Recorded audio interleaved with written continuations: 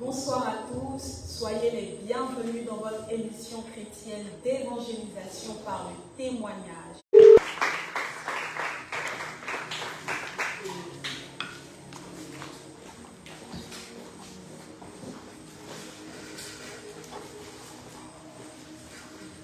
Alors, si vous nous prenez en marche, sachez que vous êtes dans votre émission chrétienne, dans sa présence. Dans sa présence, comme on le disait tantôt pour les précédentes émissions, c'est une émission de témoignage, d'évangélisation par le témoignage. Nous avons plusieurs serviteurs de Dieu, plusieurs servants de Dieu même, qui nous ont relaté leur expérience avec le Seigneur, comment le Seigneur a agi dans leur vie, comment le Seigneur s'est manifesté dans leur vie. Et en ce soir, pour vous qui nous suivez en ligne, n'hésitez pas à partager, à liker. Et maintenant, vous nous retrouvez aussi sur YouTube. Ensemble, comme je disais tantôt, nous avons reçu Madame Julienne Fay-Alua. Merci d'avoir répondu présent à notre invitation. Alors, pour les personnes qui ne vous connaissent pas, est-ce que vous pouvez vous présenter? Merci. À l'état civil, je suis Julienne Alua. Et dans mon parcours avec le Seigneur, il m'a baptisé Faith, qui signifie en anglais confiance, foi et fidélité. D'accord. Et comment vous êtes arrivé au Seigneur? Alors, j'ai un parcours assez atypique, on va dire. Ma conversion s'est faite progressivement. Parce que de base, je suis née dans une famille chrétienne, méthodiste.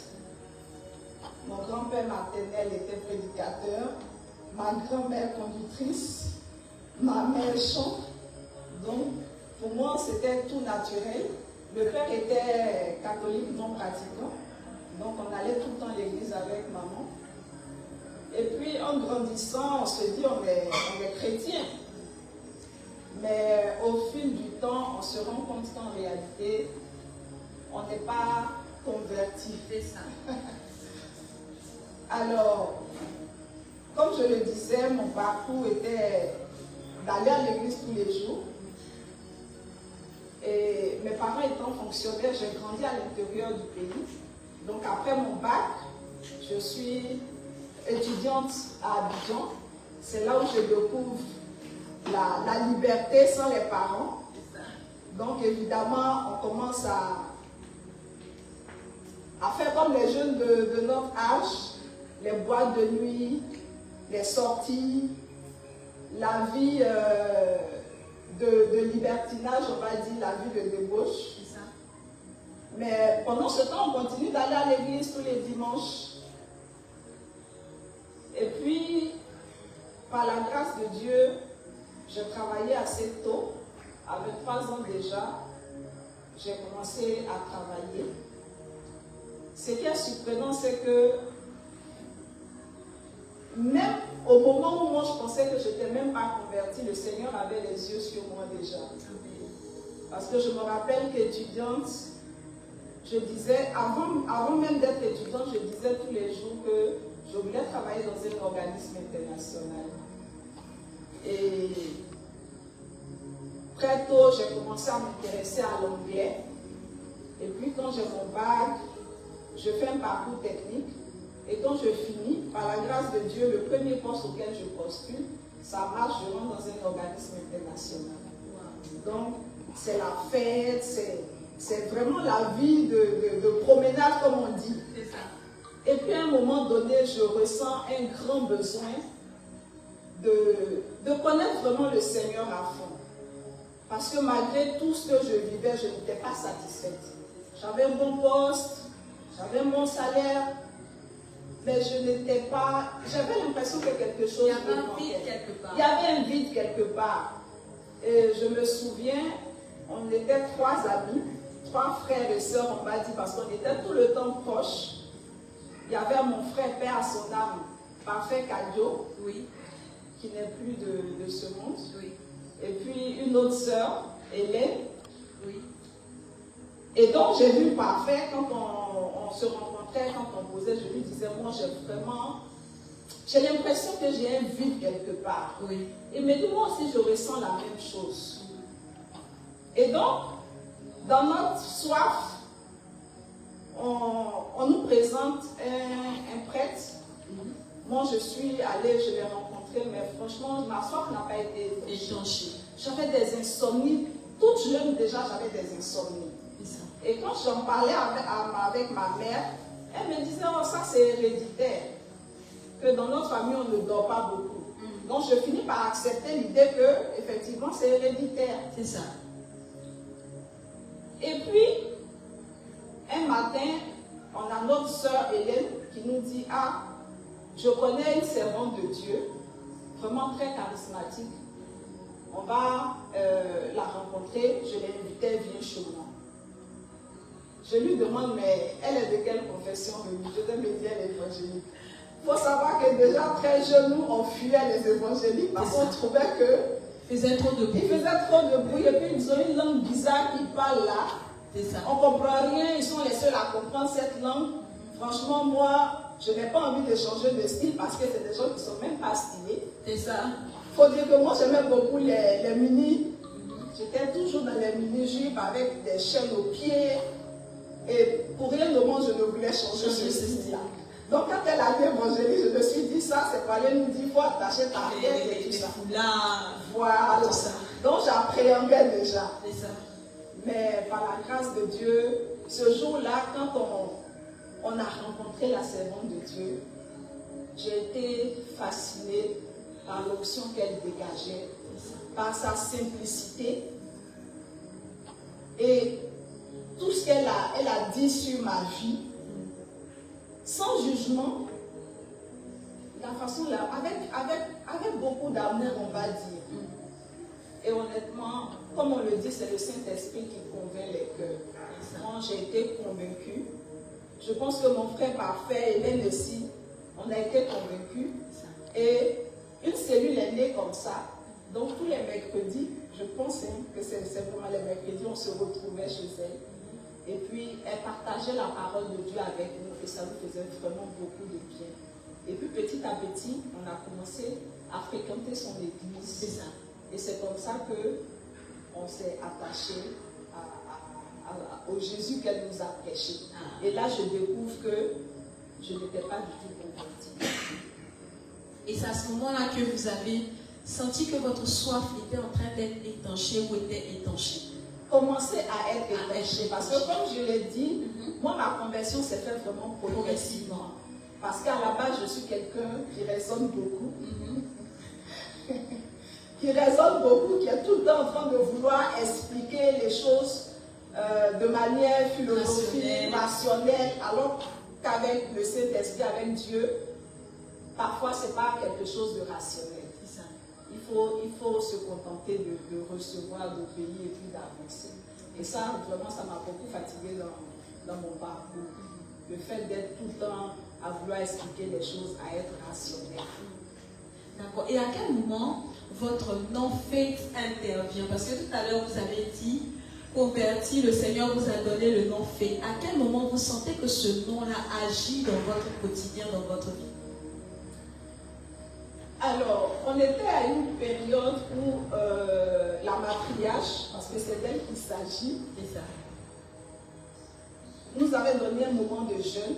Et dans cette période de jeûne-là, on a plusieurs frères et sœurs à qui, par révélation, elle a donné leur nom de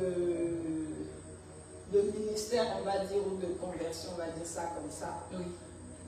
Et elle n'avait pas encore trouvé de nom pour moi. Donc moi, j'étais un peu frustrée. Donc, je fais un songe des jours après, et puis je sens dans mon esprit, Fef. Bon, je ne comprenais pas très bien ce que ça voulait dire en fait. Donc, le lendemain, je vais la trouver, puis je lui dis, ah maman, voilà ce que j'ai fait comme songe. Elle me dit, je vais mettre ça devant le Seigneur, et puis s'il me convainc, ce sera ton nom. C'est comme ça qu'elle a été convaincue, et elle m'a dit, le Seigneur voudrait que tu t'appelles Fé. D'accord. Mais comme je l'ai dit tantôt, certainement le Seigneur m'a donné ce nom pour que j'ai beaucoup plus confiance, que j'abandonne le raisonnement, le rationnel, et que je m'abandonne complètement à Dieu. D'accord. Alors, pour ceux qui nous prennent en marche, je vais récapituler très rapidement ce que notre invité vient de dire. Dans son parcours, elle a eu une famille qui était déjà chrétienne. Une famille dont le grand-père, si je m'exprime correctement, qui était prédicateur, la mère qui était conductrice, etc. Et donc, malgré cela, elle avait une soif qui n'était pas étanchée, malgré le fait qu'elle allait à l'église, malgré qu'elle fréquentait les assemblées, elle avait une soif qui n'était pas étanchée. C'est peut-être toi aussi ton cas. C'est tellement que tu as une soif qui n'est pas étanchée. Tu as certainement une communauté, tu as certainement une appartenance chrétienne, mais tu n'es pas étanché, ta soif n'est pas étanchée. C'est lorsque la servante de Dieu a fait la rencontre du Seigneur. Tu peux appartenir à une communauté, mais ne pas être vraiment en relation avec le Seigneur. C'est lorsqu'elle a rencontré le Seigneur Jésus-Christ que sa soif a été étanchée. Sa soif a commencé à être étanchée. Certainement que tu te retrouves aussi dans la même situation. Sache que le Seigneur attend que tu fasses ce pas unique vers lui pour que justement ta vie puisse connaître une ascendance. Et elle a dit tout à l'heure qu'elle était dans le raisonnement, qu'elle était dans tout ce qui était mathématique, tout ce qui était philosophique, expliquer les choses de Dieu ou comprendre Dieu par le raisonnement. Toi aussi, peut-être que tu as cette même problématique ou tu as cette même difficulté. En ce soir, notre invitée, Madame Faith Avia, te dit qu'avec le Seigneur, ton intelligence, ton raisonnement ne compte plus. Il faut lui faire confiance à 100%. Alors, si tu nous suis, si tu nous prends en marche, partage ce direct, commente, envoie ce direct à plusieurs personnes. Tu peux aussi nous retrouver sur YouTube. Il y a quelqu'un qui traverse ou qui a traversé ou qui traverse même cette situation. Ça peut lui faire du bien, ça peut l'aider, ça peut aider une personne, ça peut aider. Tout cela, c'est l'évangélisation par le témoignage. Alors, Madame Avia, Faith, maintenant baptisée par le Seigneur Faith, qui demande à ce que vous puissiez lui faire confiance. Quelle est cette expérience que vous avez vécue avec le Seigneur et vous vous êtes dit, c'est à ce moment-là que je vois le Seigneur, j'ai entendu parler de toi, mais maintenant je te vois. Merci. Alors, les expériences, il y en a tellement, mais l'une de celles qui m'a marquée au départ, c'est quand je suis allée consulter le médecin gynécologue qui m'avait détecté des fibromes, des myomes et des kystes, c'est-à-dire les trois à la fois. Wow. Et il m'a dit que l'utérus était tellement plein qu'il fallait qu'on opère. Et ce qui va me choquer, c'est qu'il a dit, même si on opère, rien ne garantit que je vais pouvoir enfanter. Wow. Donc je me mets vraiment à pleurer. Et là, je vois toute ma petite vie qui défile devant mes yeux. Je commence à avoir des regrets. Est-ce que c'est pas tout ce que j'ai fait à cause de, voilà, l'avortement peut-être, je ne sais pas. J'ai commencé vraiment à pleurer. Et puis, un jour, la matriarche organise une veillée. Non, c'était un dimanche. Elle avait organisé un programme sur plusieurs jours. Et le clou du programme, c'était un dimanche. Donc, ce jour-là, j'étais au culte. Et elle a dit qu'il y aurait des guérisons. Le Seigneur allait vraiment se manifester ce jour-là par des guérisons, des délivrances et tout ça. Et que des personnes allaient vomir même, ou bien faire de la diarrhée. Vraiment, tout ça, des malades, voilà, allaient s'opérer. Oui. Et moi, j'étais assise là. Et puis, sans même qu'elle m'ait touchée, je commençais vraiment à me sentir très mal. Je commençais à avoir des douleurs au ventre. Je ne me sentais pas du tout bien. J'étais très mal à l'aise. Et puis, je me suis levée discrètement. J'ai demandé à une des hôtesses qui m'a accompagnée. Et puis, quand je me suis soulagée, je suis revenue. Donc, après le culte, je me suis approchée d'elle et puis je lui ai expliqué ce que j'ai ressenti. Donc, elle m'a dit, la délivrance s'est opérée. Amen. je n'étais pas encore trop dans les choses de Dieu, oui. trop dans les choses spirituelles. Mais je pris ça avec conviction, avec foi. Et 2 jours après, je devais rencontrer à nouveau le gynécologue pour une autre échographie avant de prendre la décision s'il fallait opérer ou pas.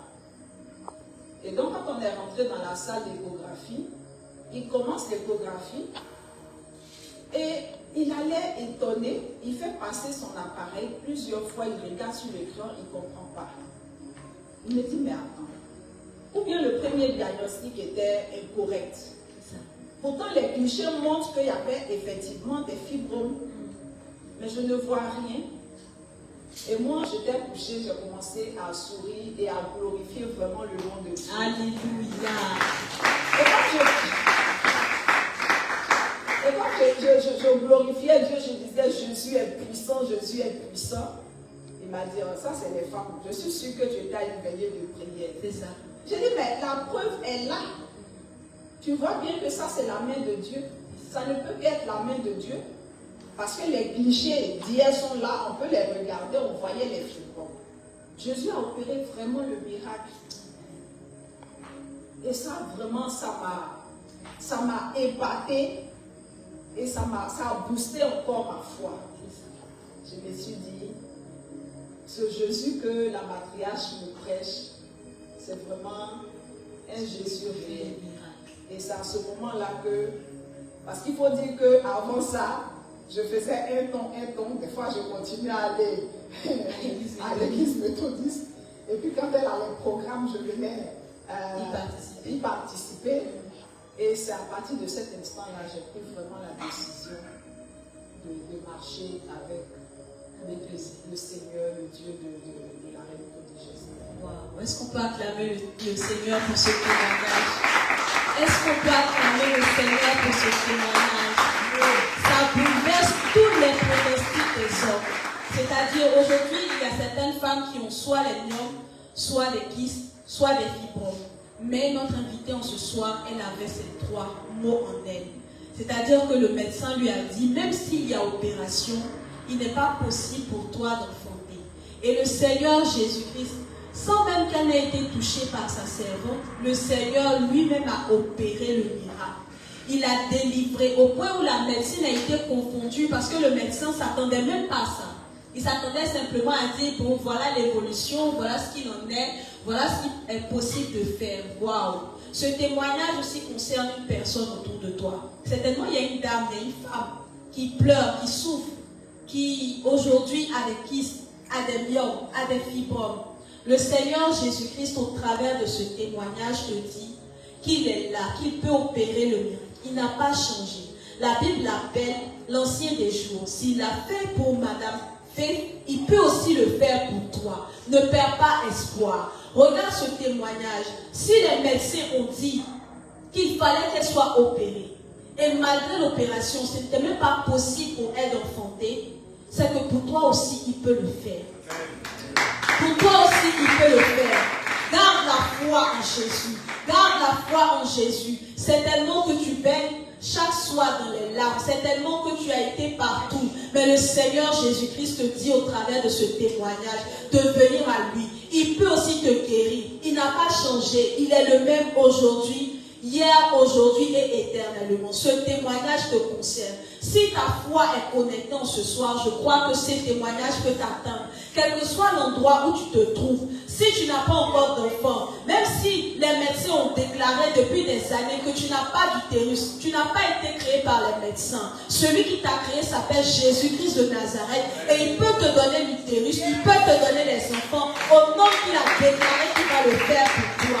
Et ce témoignage-là, c'est pour toi. C'est pour te reconforter, pour te dire que tu n'es pas seul. Jésus-Christ est avec toi. Il peut le faire aussi pour toi. Partage s'il te plaît. Partage. Peut-être que toi tu n'es pas concerné, mais il y a une personne à côté de toi qui est concernée. Sur YouTube, nous sommes là aussi. Tu peux toujours partager ce lien à plusieurs personnes. Alors, Madame Faye, pour revenir à vous. Lorsqu'aujourd'hui vous voyez vos enfants, qu'est-ce que vous vous dites? Alors, d'abord, même avant de demander, comme vous voyez vos enfants, combien d'enfants le Seigneur vous a donné? Le Seigneur m'a fait la grâce d'avoir 2 enfants. Waouh, est-ce qu'on peut acclamer le Seigneur? Et lorsque vous voyez vos enfants, qu'est-ce que vous vous dites? Je bénis le Seigneur et je bénis aussi le ministère de sa servante qui a permis que je puisse avoir ces 2 merveilleux enfants. Et je rends grâce tous les jours au Seigneur. Amen. Amen. Et est-ce que, parce que tout à l'heure vous aviez dit, vous étiez de l'église méthodiste, mais vous avez dit aussi que vous étiez beaucoup dans les raisonnements. Comment ça a été le fait d'être appâté? Parce que forcément pour être attiré, vous avez dit tout à l'heure que c'était un pied dedans, un pied dehors, un pied dedans, un pied dehors. Donc comment vous avez été appâté, attiré par la servante de Dieu au point où le Seigneur lui-même lui dise que bon, tu es arrivé à ton là, reste là. Alors c'est ce que je disais, c'est vraiment tout un parcours, tout un processus. Il y a eu tellement d'expériences, tellement de témoignages. C'est petit à petit. D'abord, je disais dès le départ que quand j'ai rencontré la servante de Dieu, j'ai été frappée par sa simplicité. Le fait qu'elle ne m'ait pas jugée.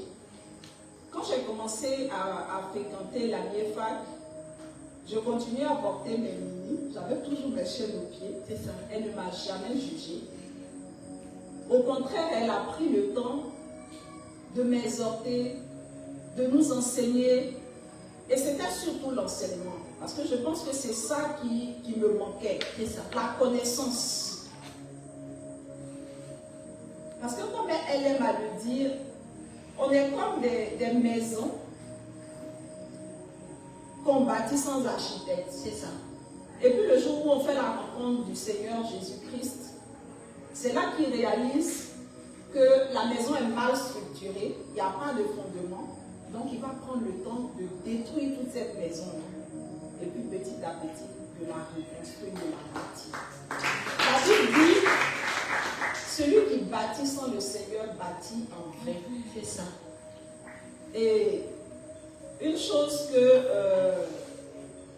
je n'ai pas dite, c'est que à un moment donné, dans ce clopant un pied dedans, je me suis retrouvée dans une relation sans avoir attendu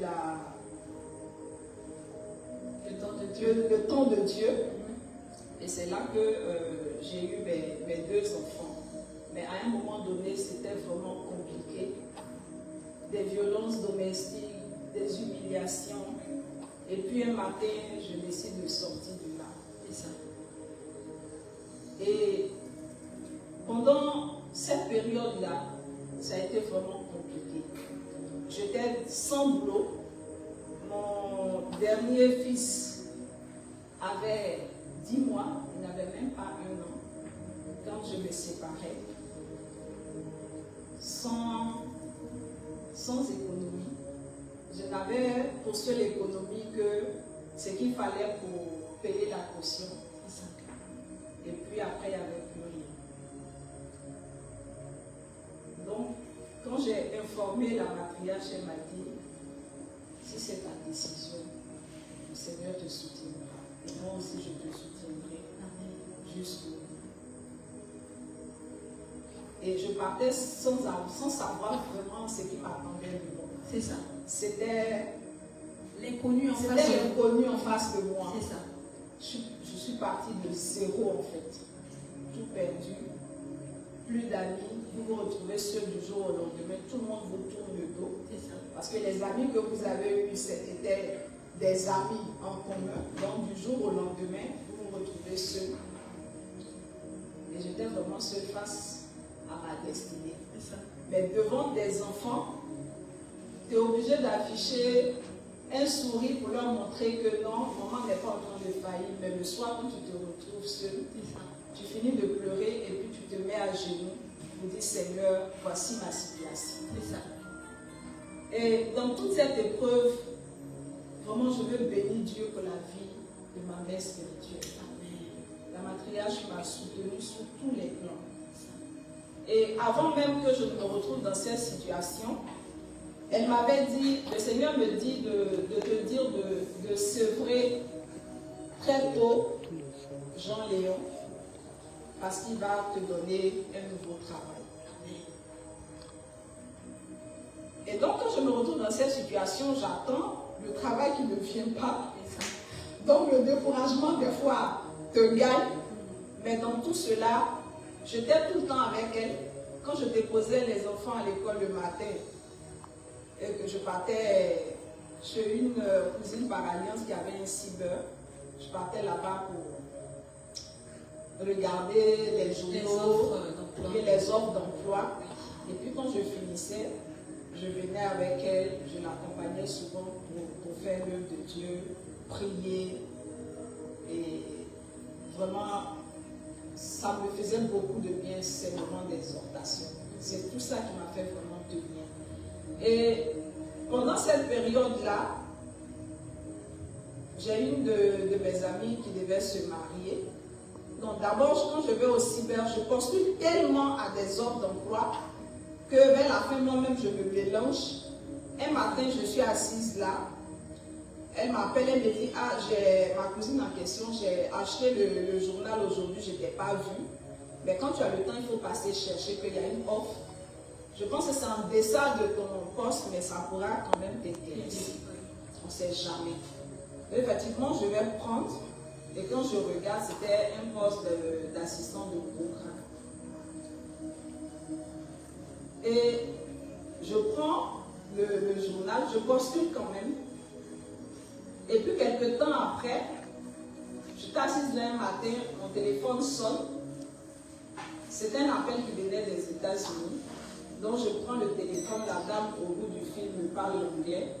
Elle me dit, ah, vous avez déposé votre dossier dans telle organisation. Donc est-ce qu'on peut faire une interview? J'étais perdue, je ne savais plus trop de quelle parce que j'avais déposé beaucoup. Voilà. Donc on finit l'interview et puis elle me dit, on va vous rappeler. Donc, quelques temps après, elle me rappelle. Elle me dit, pour sa part, ça s'est bien passé, mais comme elle n'est pas seule à décider, est-ce que je peux aller rencontrer encore certains de ses collègues au niveau d'Abidjan ici? Donc, je vais les rencontrer, on fait l'entretien, et puis eux ne me disent rien, ils me disent, bon, ils vont me revenir, qu'il faut qu'ils fassent remonter les résultats au niveau des États-Unis. Et puis, je viens, j'en parle à maman, elle me dit, Dieu est fidèle.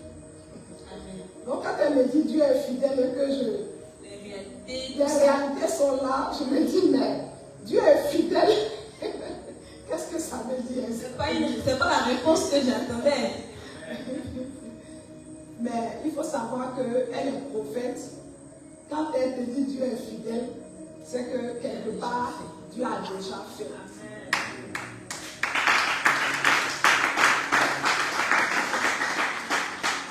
Et puis dans la foulée, j'attends, la réponse ne vient pas. Et un matin, mon ami dont je parlais devait se marier à l'étranger, donc elle m'informe qu'elle souhaiterait que je sois son témoin. Et donc, je vais laisser les enfants à maman pour quelque temps et puis je pars. En partant, je vais pas avec mon ordinateur.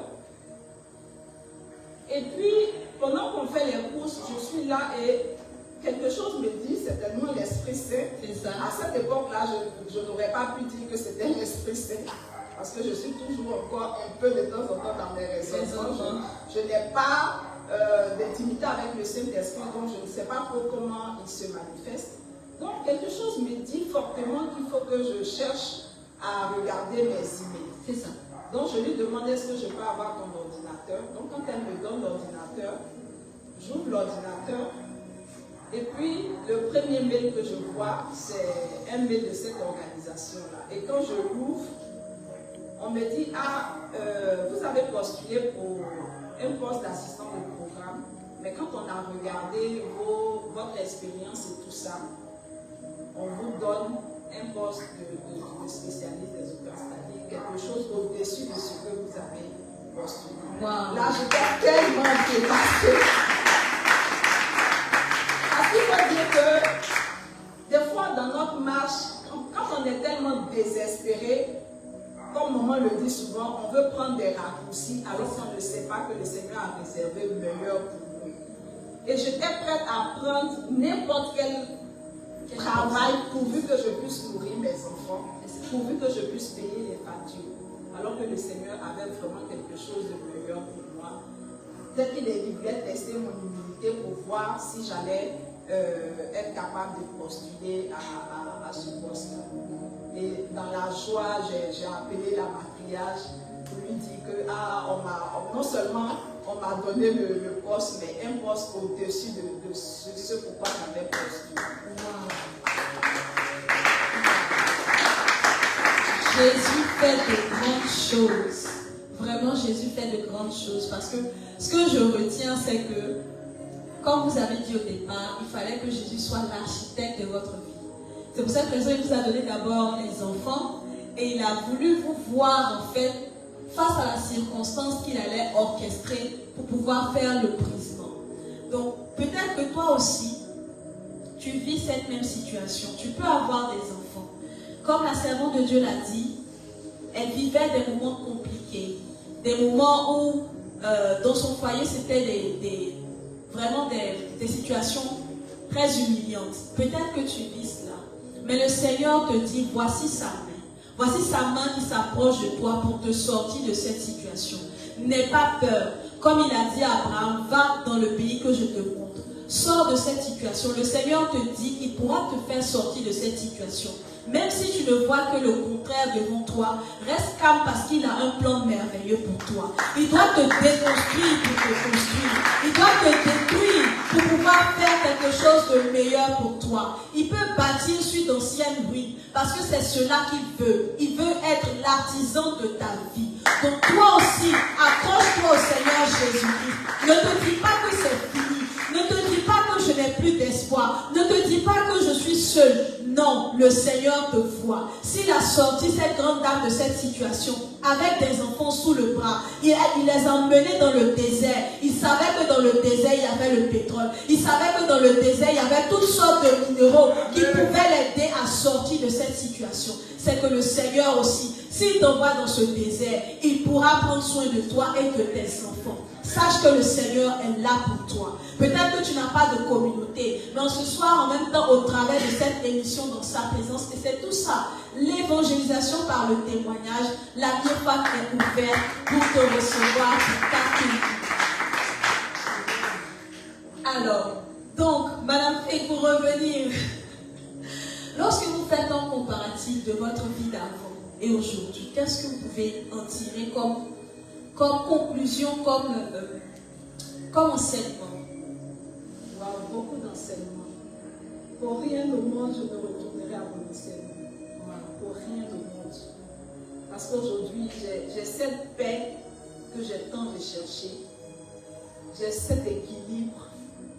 Je n'ai plus d'insomnie depuis des années. Je dors comme un bébé.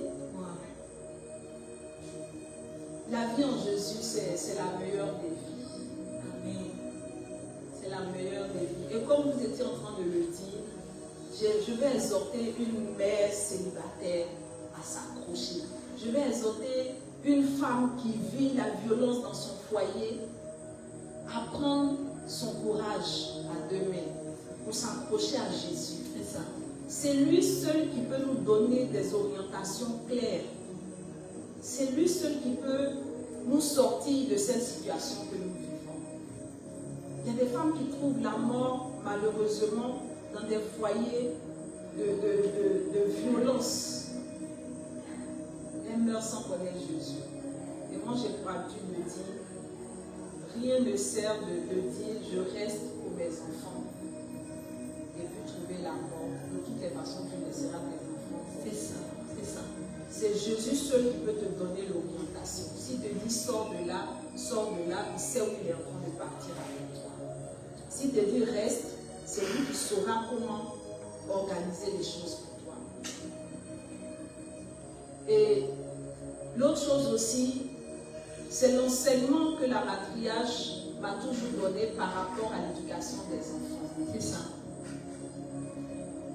Comme elle m'a dit, le meilleur cadeau, le meilleur investissement qu'une mère puisse faire, c'est d'apprendre à ses enfants enfants à connaître Christ.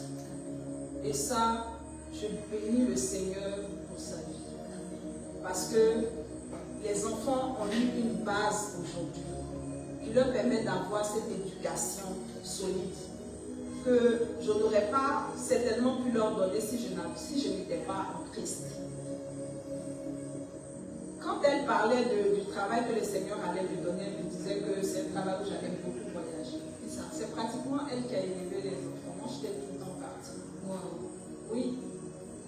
Et aujourd'hui, quand je vois les enfants parler de Christ, s'impliquer dans les choses de Dieu, mon âme bénit le Seigneur. Amen. Je me dis, si aujourd'hui le Seigneur m'appelle, je n'ai aucun regret. Amen. Parce que je leur ai donné, le Seigneur leur a donné ce qu'il faut pour qu'ils puissent grandir sainement et produire vraiment les fruits de l'esprit. Wow. Ça, c'est vraiment un enseignement à tirer parce que chaque parent est responsable de son enfant. Donc aujourd'hui, parents chrétiens, il faut que vous puissiez inculquer à vos enfants de pouvoir suivre le Seigneur. C'est pour ça que la Bible dit que c'est dès l'enfance même qu'on doit commencer. Donc, l'héritage que tu peux donner à tes enfants, peut-être que tu as prévu leur laisser de l'argent, leur laisser des terres, mais le meilleur investissement que tu peux leur faire, c'est de les faire grandir en statut devant le Seigneur. C'est une responsabilité pour nous, en tant que parents, en tant que chrétiens, de faire de nos enfants des personnes qui sont à l'image de Christ. Si peut-être que nous ne sommes plus de ce monde, le Seigneur, ayant habité, sinon habitant en eux, fera une œuvre merveilleuse au travers de leur vie. Partagez, continuez de partager ce direct, continuez d'aimer, de commenter, donnez ce témoignage à quelqu'un à côté de vous. Ça peut faire du bien à quelqu'un. Et vous-même, vous savez, ça vous fait du bien. Tous les un vendredi par mois, vous êtes dans sa présence. Le moment où vous découvrez le Seigneur dans la vie, dans les yeux de vos frères, de vos sœurs. Et je sais que le Seigneur aussi est en train de faire quelque chose de merveilleux au travers de cette émission.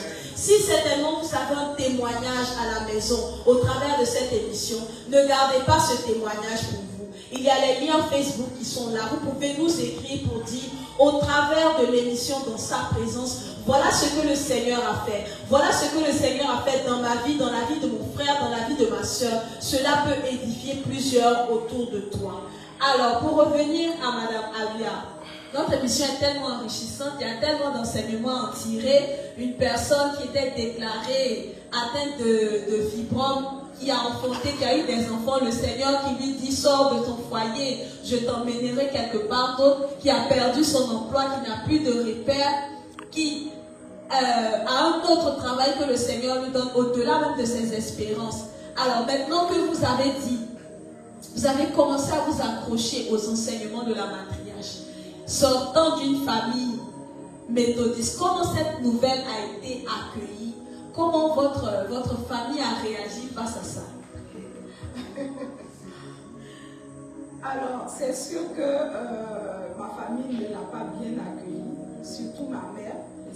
Je me rappelle qu'un soir, elle me fait asseoir et puis elle me dit, ah, j'aime bien ta mère spirituelle. Elle dit ta maman, j'aime bien ta maman. Mais j'ai constaté que maintenant, tu n'es plus méthodiste. Tu ne viens plus à l'église avec moi. Tu ne viens plus à l'église avec nous. Mais le jour où je meurs, comment on va faire mes funérailles? Est-ce que ce sont les évangéliques qui vont venir faire mes funérailles? Je lui ai dit, mais qui te parle de mort? Toi, c'est toi. Tu as fait ton choix. Moi, j'ai fait aussi mon choix. Je suis quand même une personne adulte. Je sais ce qui est bon pour moi, ne t'inquiète pas. Le jour où tu mourras, tes funérailles seront faites selon ta volonté. C'est pour que la chorale vienne chanter. La chorale méthodiste sera là pour chanter parce qu'elle aime bien la fanfare. La fanfare sera là comme tu veux. Mais de grâce, ça c'est ma relation personnelle avec le Seigneur. Laisse-moi de toi. Donc je pense que depuis ils ont compris. Et la preuve qu'ils ont même tellement compris, C'est quand ils m'appellent souvent pour me dire, ah, il y a tel sujet, est-ce que tu peux nous soutenir en prière? C'est ça. Mes frères qui m'appellent pour me demander de les soutenir en prière pour tel ou tel sujet. Et c'est là que je comprends que j'ai fait le bon choix. Amen. Amen. Wow, ça c'est très intéressant parce que aujourd'hui, il y a quelqu'un qui est peut-être musulman, il y a quelqu'un qui est peut-être d'une autre communauté chrétienne, mais qui ne trouve pas la paix encore. Ou alors qu'il y a une soif qui n'est pas étanchée. Peut-être que tu as beaucoup de rétention. Mais si tu entends la voix du Seigneur, n'endurcis pas ton cœur, parce que c'est lui qui t'appelle.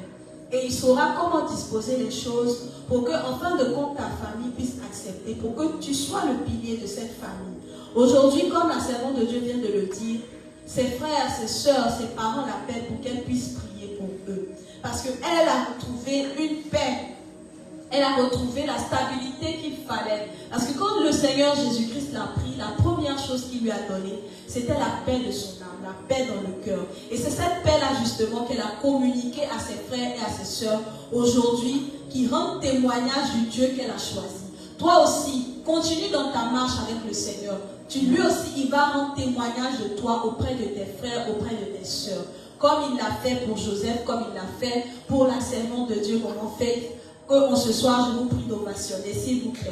Parce qu'il y a beaucoup d'enseignements à tirer de ce témoignage-là. De ce témoignage. Et aujourd'hui, vous continuez à exercer vos fonctions. Mais comment vous arrivez à concilier travail et puis service de Dieu? Alors, c'est vraiment par pure grâce. Et le Seigneur permet que je puisse m'organiser pour être là quand il y a besoin.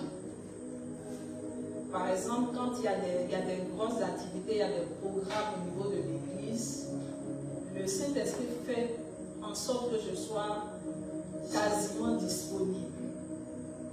Même quand je dois aller en mission, quand je mets cela devant sa face, il dispose toujours les choses pour que je sois vraiment présente la plupart du temps. Quelques rares fois, je ne suis pas présente. Mais ça aussi, souffrez que je le dise, c'est aussi la formation et l'enseignement que la matriarche nous donne. Parce que la BFAC, c'est une école de formation. En tout cas, j'ai été beaucoup formée. Et j'ai eu pour habitude d'appeler, à l'époque, la matriarche, on l'appelait le général SS. À cause de la formation rigoureuse qu'elle nous donnait, elle nous disait tous les jours que l'œuvre de Dieu, c'est la priorité. Il faut qu'on mette Dieu en priorité avant tout ce qu'on a fait. Et quand on se souvient de là où Dieu nous a tirés, on fait des fois violence sur nous pour pouvoir faire l'œuvre de Dieu comme cela se doit. C'est vrai que dans le parcours, il arrive des moments où on traîne un peu les pieds, mais elle est là pour nous rappeler. La chicotte est toujours derrière. Qu'il faut prioriser l'œuvre de Dieu. Il faut prioriser l'œuvre de Dieu, parce que si aujourd'hui tu as un travail, si aujourd'hui tu as cette vie que tu veux, quelque part, c'est parce que le Seigneur Jésus t'a fait grâce. C'est le plus important, savoir que tout ce qu'on a n'est que le produit de la grâce de Dieu. Il faut que l'Éternel soit au centre de nos vies. Même si nous avons des activités, nous avons des enfants, il ne faut pas qu'il y ait une chose qui nous empêche de servir le Seigneur. Comme Jésus pouvait le dire, si ta main gauche t'empêche d'entrer dans le royaume de Dieu, coupe cette main et puis avance. Si c'est ton œil, arrache-le. Ce qui peut être l'occasion de chute pour toi, il faut faire violence parce que tu as reçu la force du Saint-Esprit pour pouvoir avancer. Donc, toi aussi qui es peut-être tombé quelque part, le Seigneur te dit au travers de ce témoignage, lève-toi, reprends de ta force et puis continue le chemin parce qu'il y a encore de grandes choses à faire. Il y a encore de grandes choses à faire. Le Seigneur a quelque chose à faire avec toi. Ce n'est pas encore terminé. Il a de grandes choses, un grand plan pour toi qui doit s'accomplir. Alors, Madame Faith, notre émission tire vraiment à sa fin. Ça a été vraiment enrichissant Il y a eu beaucoup d'enseignements pour des mères célibataires, pour des personnes en quête de paix, pour des personnes qui recherchaient à être, comment on va dire, guéries certainement d'un mal. Il y a eu beaucoup d'enseignements, beaucoup de messages. Alors, quelle orientation, ou sinon quel conseil vous pouvez donner à une dame, à une femme, à une jeune maman, à une mère célibataire ou à quelqu'un qui traverse certainement les difficultés par lesquelles vous êtes passé? Alors, si j'ai un conseil à donner à une mère célibataire, à une mère tout court, à une femme, à une jeune femme, d'abord à l'endroit des mères, c'est de leur dire que Dieu collabore avec la mère pour faire entrer les enfants dans leur destin. Et c'est à la mère de prendre la résolution d'accompagner ses enfants. C'est pour ça qu'il est important d'avoir Christ dans sa vie et d'enseigner aussi aux enfants à avoir Christ dans leur vie. Juste une petite anecdote, j'ai institué la prière matinale avec les enfants, de sorte qu'ils ne vont jamais à l'école sans qu'on ne prie ensemble. Et même quand je suis en mission, ils m'appellent au téléphone pour dire maman, il est l'heure, on doit partir. Même si c'est 5 minutes, juste le temps de me recommander entre les mains du Seigneur. Et je sais que j'ai institué cela, même si demain je ne suis pas là, cette habitude-là va leur rester. À l'endroit des jeunes filles, c'est de leur dire d'apprendre le temps de Dieu.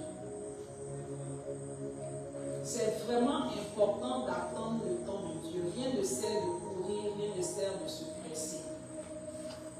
Et c'est le temps de Dieu qui est le meilleur des temps. Moi aussi, j'avais rencontré la Maria, je lui dis ça souvent, elle me dit tout ce que Dieu fait est bon. Si je l'avais rencontré à une époque de ma vie où j'étais encore vraiment très jeune, il y a beaucoup de choses que j'aurais pu éviter. Et comme elle le dit, quand vous commettez le péché, le Seigneur il vous pardonne, mais les conséquences, vous allez l'assumer. Et vous serez seul à assumer ces conséquences-là. Le Seigneur, il demeure amour. Son amour sera avec vous. Mais les conséquences, vous allez les assumer. C'est pour ça qu'il est important de savoir attendre le temps de Dieu, de se préserver jusqu'au mariage, et puis de vraiment s'accrocher au Seigneur Jésus. Et ces promesses sont vraies. À chaque fois que moi j'ai eu des moments de découragement, je réécoutais les témoignages de ma mère spirituelle. C'est elle qui m'a toujours donné la force d'avancer. Parce que je me dis, si elle est passée par des expériences plus difficiles, plus terribles que ce que j'ai vécu, si elle s'en est sortie, c'est que moi aussi je vais m'en sortir. Et à chaque fois que le découragement vient, quand je l'appelle, elle m'exhorte, elle me dit approche-toi, Dieu est fidèle. Et honnêtement, j'ai toujours vu la fidélité de Dieu dans les moindres détails. C'est parce qu'on est focalisé sur le matériel qu'on ne voit pas tout ce que le Seigneur fait de bon dans notre vie. Je vous assure, il est tellement fidèle, même dans les moindres détails, il est fidèle. Aujourd'hui, quand je regarde les enfants, je me dis, waouh, hier est passé. Je ne les ai même pas vus grandir. Aujourd'hui, je les regarde, ils ont grandi. On s'assoit, on discute. Mais c'est vraiment, c'est la grâce de Dieu. C'est le fait qu'on était tout le temps dans la présence de Dieu, qu'on n'a pas senti cette traversée du désert-là. Donc si je peux donner un conseil aux femmes, c'est qu'elles s'accrochent. Dieu n'abandonne jamais une femme et ses enfants. Surtout une femme qui connaît le Seigneur, qui fléchit genoux, Dieu écoute toujours la prière des mamans. Donc qu'elles prennent courage, qu'elles aient Jésus toujours dans leur vie. Pour même, je ne sais pas, pour n'importe quel détail, il faut qu'elle prie, qu'elle demande la vie du Seigneur. C'est vraiment très, très important. On va avancer jusqu'à ce qu'on voit Canaan. Vraiment, on est très très édifiant ce soir. Vraiment, merci beaucoup, Maman Faye, pour d'avoir accepté notre invitation. Votre témoignage a fait du bien à beaucoup de personnes. Et je crois que le Seigneur aussi va se servir de tous ces conseils que vous avez donnés pour toucher la vie de plusieurs femmes, pour toucher la vie de plusieurs personnes. En tout cas, ça a été un réel plaisir de vous avoir.